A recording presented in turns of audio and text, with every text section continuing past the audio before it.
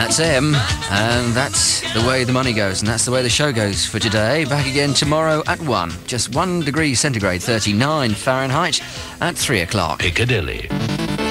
First with news. Pay talks between the steel unions and management resume tomorrow afternoon, but the negotiations have been overshadowed by a report that British Steel Board members have put in for pay rises of 40%. The coxswain of the Sheerness lifeboat has been telling of the dramatic 12-hour rescue operation to save the crew of Radio Caroline. The pirate radio ship sank this morning after running onto a sandbank off the Essex coast. The 4-man crew radioed for help when they began shipping water, and the lifeboat men eventually managed to grab them from the ship despite the mountainous seas. Coxswain Charlie Bowery says the Caroline crew were at first reluctant to abandon ship. We was in contact with the ship on the VHF.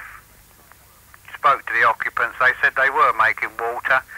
Their main pump had wrapped up, but the secondary pump, they was having a bit of difficulty starting. They subsequently got this going. The water at this time, they said, was about 6 inches above the engine room plates. I suggested at this moment of time that they abandon the ship, as the sea conditions out there were very confused, and she was taking quite a bit of water aboard.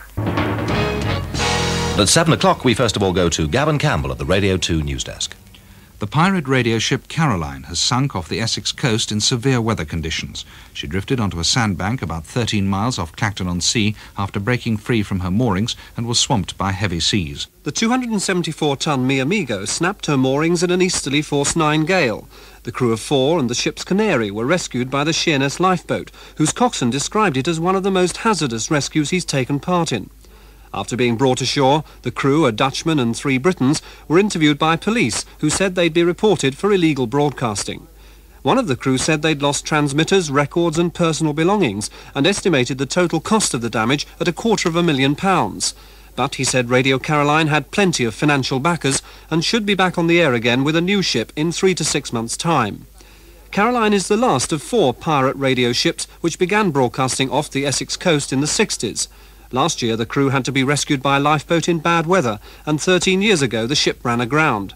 After being outlawed by the government in 1967, the station has been prosecuted and fined for illegal broadcasting on numerous occasions. Well, that's the news for the moment. Next news at 8 o'clock. Thursday on Radio 2.